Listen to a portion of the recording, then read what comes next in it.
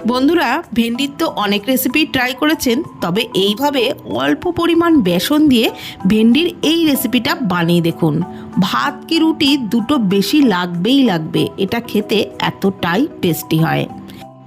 এই রেসিপির জন্য এখানে আমি 500 গ্রাম ভেন্ডি নিয়েছি। আগে ভালো করে ধুয়ে তারপর পেছনের দিকে আর মাথার দিকে একটু করে কেটে বাদ দিয়ে পেছন দিক থেকে একটুখানি করে চিড়ে নিয়েছি। আর একটা বড় সাইজের আলুকেও ঠিক ভেন্ডির মতনই লম্বা লম্বা করে কেটে নিয়েছি। তারপর এর মধ্যে পরিমাণ মতো লবণ, হাফ চামচের একটু কম করে দিয়ে দিলাম হলুদ গুঁড়ো, ঝাল লঙ্কার গুঁড়ো আর 1 চামচ বেসন।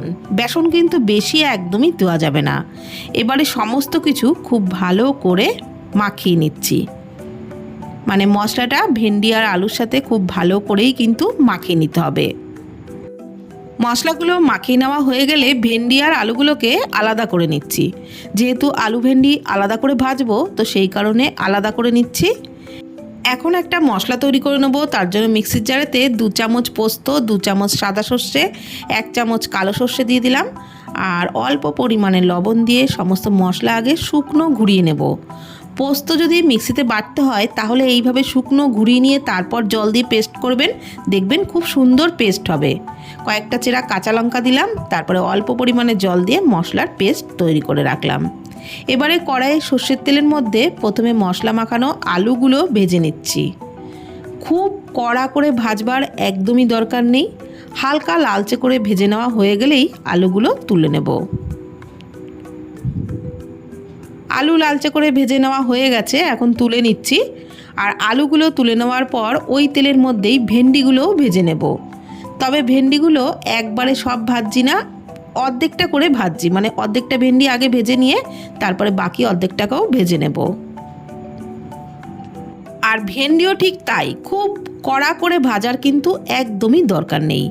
ওই মোটামুটি একটু হালকা লালচে করে ভেজে নেওয়া হয়ে গেলেই ভেন্ডিগুলোও তুলে নিচ্ছি।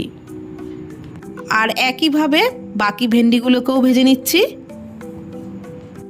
বন্ধুরা, এখানে কিন্তু আমি সব ভেন্ডিগুলো গোটা রাখিনি, কয়েকটা বড় ভেন্ডি ছিল সেগুলোকে অর্ধেক করে কেটে নিয়েছিলাম আর ছোটোগুলোকে গোটা রেখেছি। এগুলোও ভেজে নেওয়া হয়ে গেছে, তুলে নিলাম। এবার ওই কড়াইতেই 2 টেবিল চামচ সর্ষের তেল দিয়ে দিলাম। তার মধ্যে দিয়ে দিলাম হাফ চামচ কালো জিরে, 2টো চেরা কাঁচা লঙ্কা, দিয়ে দিলাম টমেটো কুচি, ছোট সাইজের একটা টমেটো কুচি দিয়েছি। অল্প পরিমাণে লবণ দিয়ে টমেটোটা ভেজে নিলে টমেটো খুব তাড়াতাড়ি গলে যাবে। দেখুন টমেটোটা 1 মিনিট একটু নাড়াচাড়া করতে করতে কিন্তু একদম গলে গেছে। এখন আমি এর মধ্যে দিয়ে দিচ্ছি যে মশলার পেস্টটা তৈরি করে রেখেছিলাম, সেটাই দিয়ে দিলাম। মশলার বাটিটা ধুয়ে সামান্য একটু জল দিয়ে দিলাম আর ভেজে রাখা আলু আর ভেন্ডিগুলো ওই একই সাথে দিয়ে দিলাম। এখন মশলার সাথে আলু ভেন্ডি খুব ভালো করে কিন্তু ভেজে নিতে হবে। আরও সামান্য একটু লবণ দিচ্ছি, কেননা আগে যেহেতু লবণ ভেন্ডি আলু মাখানোর সময় দেওয়া ছিল, মশলা করার সময় দেওয়া ছিল, তো সেই কারণে সামান্য লবণ দিলাম, হাফ চামচ মতো চিনি দিলাম আর একটুখানি হলুদ গুঁড়ো দিয়ে খুব ভালো করে মশলাটাকে ভেন্ডি আলুর সাথে ভেজে নেব। আর বন্ধুরা, সর্ষে পোস্ত কিন্তু রান্নার 10-15 মিনিট আগেই সব সময় বেটে রাখবেন, তাহলে রান্নাটা একদমই তেতো লাগবে না। আমিও রান্নার 10-15 মিনিট আগেই বেটে রেখেছিলাম। এখন ভালো করে ভেজে নিচ্ছি। যত ভালো করেই ভাজা হোক না কেন, রান্নার কিছুক্ষণ আগে বেটে রাখলে সর্ষে বাটা কিন্তু একদমই তেতো লাগে না। ভালোভাবে ভেজে নেওয়া হয়ে গেলে প্রায় 5-7 মিনিট মতন ভেজে নিয়েছিলাম। এখন দিয়ে দিলাম পরিমাণ মতো জল। ঢাকনা চাপা দিয়ে আরও 4-5 মিনিট মতন ফুটিয়ে নিয়েছি। এখন ঢাকনা তুলে নিলাম। ভেন্ডি আলু সিদ্ধ হয়েছে কিনা একটু দেখে নেব। একটু নাড়াচাড়া করে নিলাম। এখন দেখে নিচ্ছি ভেন্ডি আলু সিদ্ধ হয়েছে কিনা। ভেন্ডি আলু সবই কিন্তু ভালোভাবেই সুসিদ্ধ হয়ে গেছে। তো রেসিপিটাও একদম রেডি হয়ে এসছে। এরকম একটু গা মাখা ঝোল থাকলেই এই রেসিপিটা খেতে দারুণ লাগে।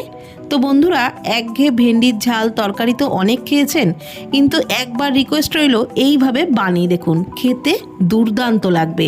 ভাত রুটি দুটো বেশি লাগবেই লাগবে। তো ভিডিওটি কেমন লাগলো প্লিজ কমেন্টের মাধ্যমে জানাবেন। ফেসবুক থেকে দেখে থাকলে পেজটি ফলো করে নেওয়ার অনুরোধ রইল। ইউটিউব থেকে দেখলে চ্যানেলটি প্লিজ সাবস্ক্রাইব করে দেবেন। ভালো থাকবেন, সুস্থ থাকবেন, ধন্যবাদ।